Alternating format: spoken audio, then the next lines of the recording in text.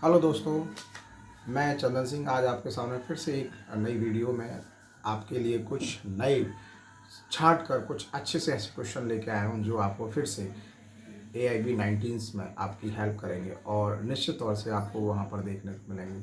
ये क्वेश्चंस बहुत इंपॉर्टेंट हैं और इनको आप कॉपी कलम लेकर इस वीडियो को सुनिए। आपको सच में इन क्वेश्चंस में कुछ नई चीज़ें देखने को मिलेंगी और मैं साथ में ये भी बताऊंगा कि किस तरीके से हम BRED का इस्तेमाल AIB 19 के एग्ज़ाम में, जो कि लिखित रूप में आपके ऑफलाइन होगा, वहाँ पर किस तरीके से इसका एग्ज़ामिनेशंस किया जाता है। तो स्टार्ट करते हैं। मैं प्रश्नों का सिलसिला स्टार्ट करता हूँ तो मैं कंटिन्यू तरीके से आपको आंसर देता रहूँगा। तो let's be start. AIB 19 question number first, विधिक सेवा दिवस। प्रश्न जो है वो आपका है, विधिक सेवा दिवस जो है वो कब मनाया जाता है।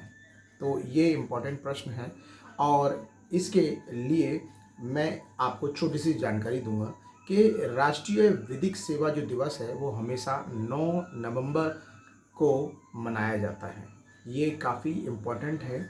ये हमेशा 9 नवंबर के दिन ही सेलिब्रेट किया जाता है विधिक सेवा दिवस। ठीक है ना फ्रेंड्स।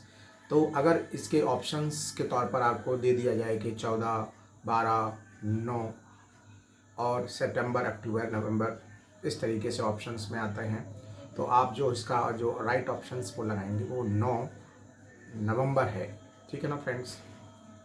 दूसरा, यहाँ पर जो प्रश्न मैं आपको देने वाला हूँ वो भी आपके कॉन्स्टिट्यूशन से जुड़ा हुआ है, क्योंकि मैं अभी कॉन्स्टिट्यूशन से रिलेटेड मैं क्वेश्चंस बता रहा हूँ, फिर मैं CRPC और आपका जो है क्रिमिनल्स उसके ऊपर भी मैं क्वेश्चंस बनाऊँगा, तो वो भी मैं आपको काफ़ी हेल्प करूँगा और डेली आपको 1 या 2 वीडियोज़ मेरी मिलती रहेंगी। ठीक है ना फ्रेंड्स।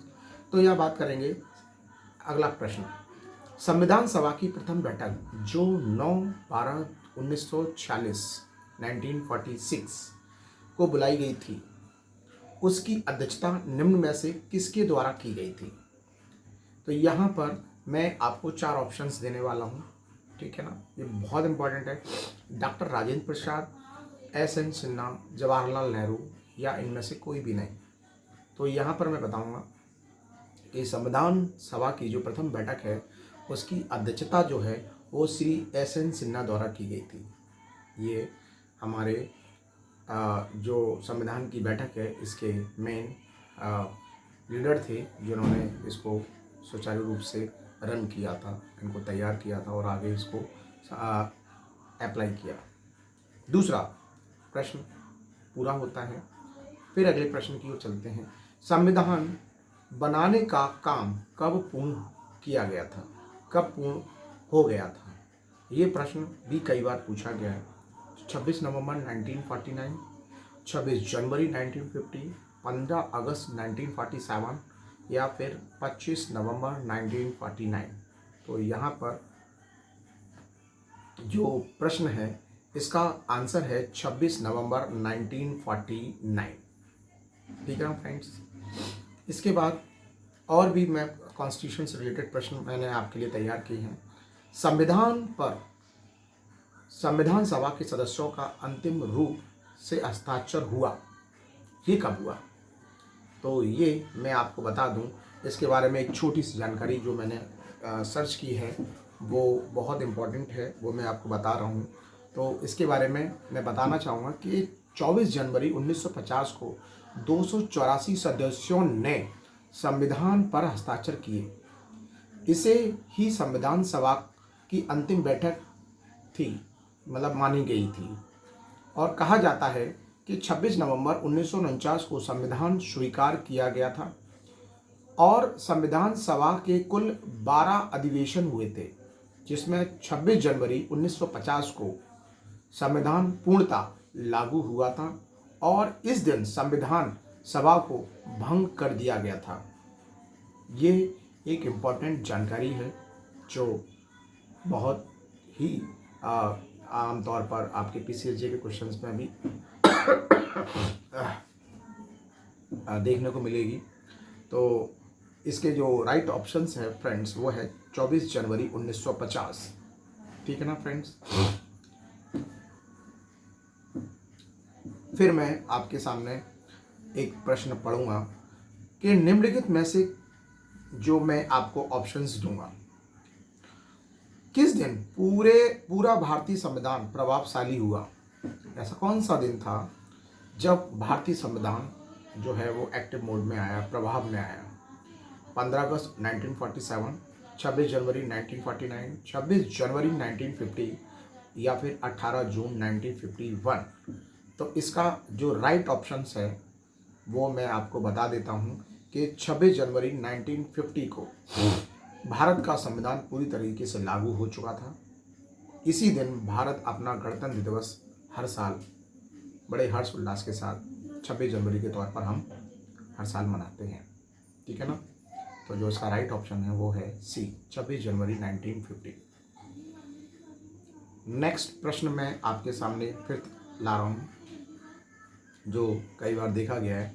भारत के मूल संविधान में अनुच्छेद व अनुसूचियों की संख्या क्या थी? ये भी प्रश्न पूछा जाता है कॉन्स्टिट्यूशन से रिलेटेड। तो 395 अनुच्छेद आर्टिकल्स एवं 8 अनुसूचियां हैं, 394 अनुच्छेद और 9 अनुसूचियां हैं, या फिर 396 अनुच्छेद हैं, 10 अनुसूचियां हैं, या फिर 395 अनुच्छेद हैं और 7 अनुसूचियां हैं। तो यहाँ मैं आपको छोटी सी बात बताऊंगा कि भारत के मूल संविधान में 395 अनुच्छेद हैं और 8 अनुसूचियां हैं, किंतु यहाँ पर प्रश्न आ गया है वर्तमान में, अभी रिसेंटली जो अपडेशंस है वो ये है कि वर्तमान में 395 यानी कि 395 अनुच्छेद हैं आर्टिकल्स और 12 अनुसूचियां हैं। ये ध्यान रखिए, इसको नोट कर लीजिए। अगर ये प्रश्न AIB 19 में आता है तो यहाँ पर आप जो है 12 अनुसूचियों को काउंटिंग करेंगे। ठीक है ना? तो वैसे इसका जो प्रश्न है वो ए है 395 अनुच्छेद और 8 अनुसूचियाँ, लेकिन वर्तमान में अब 8 की जगह 12 हो गई हैं। तो अभी तक जो पुराने क्वेश्चंस या जो भी जानकारी है उसमें हमेशा 8 अनुसूचियों को काउंट किया गया है, लेकिन अब जो अमेंडमेंट हुआ है, जो नई अनुसूची निकल के आई हैं, वो टोटल 12 अनुसूचियाँ हैं। ठीक है ना फ्रेंड्स? तो मुझे ये जानकारी मैंने सर्च की, पता की, और कई सारे नोट्सों में देखने के बाद, कई सारी स्टडी करने के बाद ये मैंने प्रश्न जो की जानकारी जो है वो मुझे प्राप्त हुई, तो मैंने सोचा आपको ज़रूर बताया जाए। उम्मीद करता हूँ कि ये आपके काम में आए। ठीक है फ्रेंड्स, आगे मैं बात करूँगा कि भारतीय संविधान सर्वप्रथम एक प्रमुख रूप से एक सामाजिक दस्तावेज है। सामाजिक दस्तावेज है। ये कंसेप्ट किसने कहा था? ये प्रश्न भी पूछा जाता है और अक्सर PCSG में इस तरीके के प्रश्नों को कॉन्स्टिट्यूट के तौर पर देखा गया है। तो यहाँ पर मैं कुछ ऑप्शंस दे रहा हूँ आपको। जेनिंग्स या फिर ग्रानविल आंस्टीन या फिर जवाहरलाल नेहरू या फिर SH सिखई। तो मैं आपको बता रहा, यहाँ पर जो उत्तर है इसका वो मैं बताना चाहूँगा कि जो हमारे ग्रानविल आंस्टीन हैं, उन्होंने इस कंसेप्ट को कहा था कि भारतीय संविधान सर्वप्रथम एक प्रमुख रूप से सामाजिक दस्तावेज है। तो मैं क्षमा चाहूँगा, थोड़ा सा अस्वस्थता कोल्ड की वजह से मैं आपको डिस्टर्ब कर रहा हूँ, लेकिन मैं चाहता हूँ कि ये डिस्टर्बेंस शारीरिक रूप से है, लेकिन आपकी स्टडी में कोई कमी नहीं आनी चाहिए। तो यहाँ पर मैं अगला प्रश्न पढ़ूंगा। निम्न में से किस लेखक ने भारतीय संविधान को अर्ध परिसंघात्मक कहा है? अर्ध परिसंघात्मक, ये प्रश्न बहुत इम्पोर्टेंट है और इसके ऊपर मैंने एक स्पेशल अलग से वीडियो तैयार की है, वो जो मैं जल्द ही आपको दे दूंगा। ठीक है ना? तो इसके ऑप्शंस हैं professor KC wear, sir Ivor Jennings या फिर प्रोफेसर ECS बेड, या उनमें से कोई भी नहीं। तो इसका जो राइट ऑप्शन है वो ए है, प्रोफेसर KC वियर। इन्होंने कहा है कि भारतीय संविधान जो है अर्ध परिसंघात्मक के रूप में कार्य करता है, देखा जाता है। तो ऐसा क्यों कहा है, कैसे कहा है? तो इसके बारे में मैं थोड़ी सी जानकारी देना चाहूँगा कि प्रोफेसर KC हेयर ने कहा था कि भारतीय संविधान अर्ध परिसंघात्मक, जिसे क्वैसी फेडरल बोलते हैं, अथवा एक एकात्मक राज्य जिसमें संघात्मक तत्व सहायक रूप में, न कि संघात्मक राज्य जिसमें एकात्मक तत्व सहायक रूप में कहे जा सकते हैं। ये चीज़ देखने को मिलती है क्वासी फेडरल में, जो कि हमारे प्रोफेसर केसी हेयर ने कहा था। ये बहुत इम्पॉर्टेंट जानकारी है जो आपको कॉन्स्टिट्यूशन से रिलेटेड देखने को मिली है कि हमारा एकात्मक राज्य और हमारा संघात्मक राज्य दोनों ही अलग अलग यूनिट्स में काउंटेबल किया जाता है। संघात्मक तत्व सहायक रूप में और एकात्मक तत्व सहायक रूप में दोनों ही कहे जा सकते हैं, तो इसीलिए इसको अर्ध परिसंघात्मक कहा गया है। ठीक है ना। अगला प्रश्न मैं पढ़ूंगा, निम्न में से किस अभिलक्षण को हमने इंग्लैंड यूपी के संविधान से ग्रहण नहीं किया है? ये प्रश्न काफी इंपॉर्टेंट है। संसद के 2 सदन, दूसरा ऑप्शन है संसदीय सरकार, तीसरा ऑप्शन है उच्चतम न्यायालय और चौथा ऑप्शन है संसद सदस्यों के विशेषाधिकार। तो इसमें कुछ जानकारी मैं बताता हूँ कि भारतीय संविधान में विद्वान अभिलक्षण संसद के 2 सदन, संसदीय सरकार और संसद के सदस्यों के विशेषाधिकार को इंग्लैंड यूपी के संविधान से ग्रहण किया गया है, जबकि उच्चतम न्यायालय के अभिलक्षण को संयुक्त राज्य अमेरिका के संविधान से ग्रहण किया गया है। तो ये बहुत इंपॉर्टेंट जानकारी है जो कि आपके ऑप्शन सी उच्चतम न्यायालय को बताती है। एक बहुत इंटरेस्टिंग प्रश्न है जो बहुत छोटा है लेकिन काफ़ी जानकारी को ग्रहण किए हुए हैं और एग्जाम में अक्सर देखने को मिलता है। In short